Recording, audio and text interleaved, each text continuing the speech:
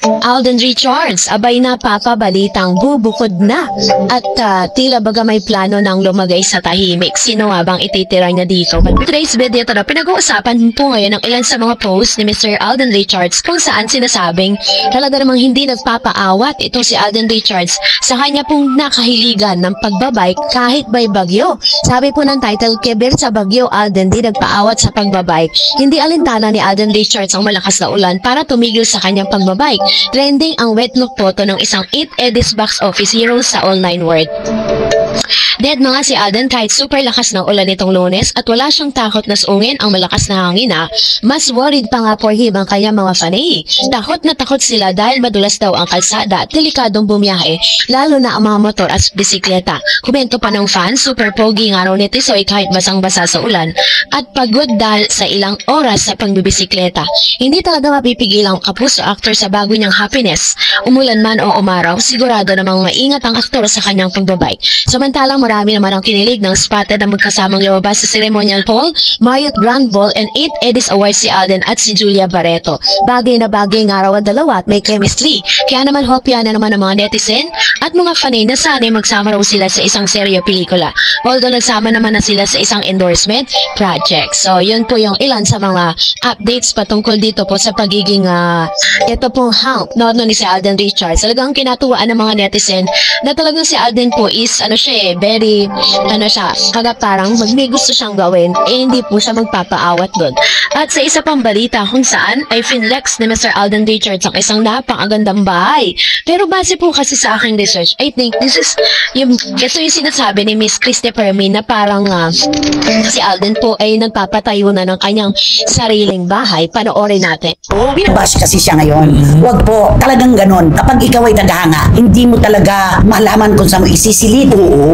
Yung excitement mo, na proud ka sa sarili mo na ikaw yung gagawa. Pinagkatiwalaan ka. Hindi mo mapipigil talaga sa sarili mo. Lalo kung fan ka. At saka siguro hindi naman ito pinagbawal ni Alden na huwag ka magsasalita. Pero knowing Alden, tahimik lang yun. Private na bata ito Gusto niya sana wala mo sana. Pero okay lang, nandito na po yan. Wala na tayong magagawa. Hindi na mababawi pa yung post ng interior design. At saka magandang balita naman ito. Hindi naman negato Kaya lang ang tanong ng marami, magkakasawa na ba si Alden? Bakit magpapagawa na siya ng bagong bahay? Sino ang ititira niya doon sa bahay? May bahay na siya sa Nuvali. Meron na siyang condo, diba? Bakit kailangan pa ulit ng isa pang bahay? Ano sa palagay? Isang bagong milestone na naman ang naitala sa buhay ng tinaguri ang Asia multimedia star na si Alden Richards. Ibinahagi niya sa kanyang Instagram ang kanyang bagong bisikleta, isang 2024 Colnago B4RS Tadej Pogahar Edition na ayon sa mga online sources ay nagkakalaga ng higit 500,000 pesos. Hindi ito basta-basta bisikleta. Isa itong high-end model na ginagamit ng mga professional na siklista gaya ng Slovenian cyclist na si Tadej Pogacar na siyang inspirasyon sa nasabing edition. Sa maikling caption ni Alden sa kanyang IG reel na 2024 Colnago Edition ay makikita ang kanyang kasabikan at pagmamalaki sa bagong yaman na ito. Agad namang bumuhos ng papuri at pagbati mula sa kanyang mga tagahanga at kaibigan sa industriya. Isa na rito si Senator JB Ejercito na kilalang cyclist enthusiast rin na napakomento pa ng wow. Matatandang nasira ang unang Colnago bike ni Alden habang ito ay nasa biyahe dahil sa kababayaan ng isang airport porter na bali ang ilang bahagi ng bisikleta. Agad namang nagsampa ng reklamo si Alden laban sa Cathay Pacific at bagamat kinilala ng kumpanya ang reklamo, hanggang sa ngayon ay wala pang malinaw na update kung may naabot ng resolusyon ng issue. Bukod sa bagong bisikleta, isa pang nakakatawang balita para sa mga Aldenatics ay ang planong pagpapatayo ng bagong bahay ng aktor.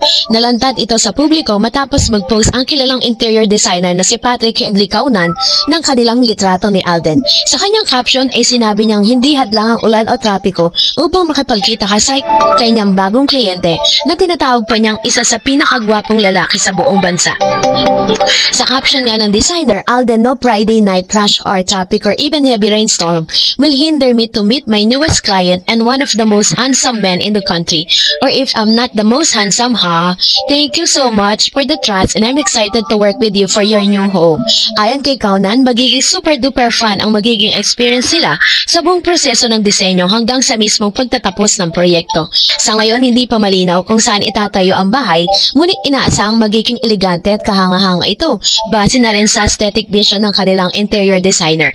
So dahil po sa post na ito ng isang interior designer, ay nagsanga-sanga, no, ang mga balitang ito. Sinasabi po ng ilan na bakit nung magpapatayo pa si Alden ng panibagong bahay, may sarili na silang bahay at mansion dun po sa Nuvali, no, sa Laguna, at meron na rin siyang condominium na malapit naman sa GMA.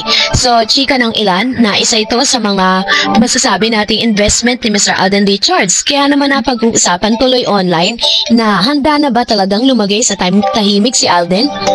Dahil handa na po siyang bumukod, ano? Pero ang hinala ng ilan ay isa ito po sa mga project ni Alden na kanyang pinapagawa para po talagang imbis na siya po ay maloko ng ilan sa mga pinagkakatiwalaan niyang tao, ilagay niya na lang po sa pag-i-invest, no, yung kanyang pera, at alam niya na ito po ay lalago kaysa matalo siya or ma-scam siya ng kahit sino. So wala naman pong tahasang sinabi na titira ni Alden yon. Possible kasi na gawing business po ni Alden yon. Kasi may bahay nga naman siya, may condominium siya, tas meron siyang bahay sa Nuvali. So yun po yung ilan sa mga hakbang na gagawin ni Alden. Kung sakasakali naman nalalagay na talaga siya sa tahimik, deserve naman ni Alden Richards na sumaya.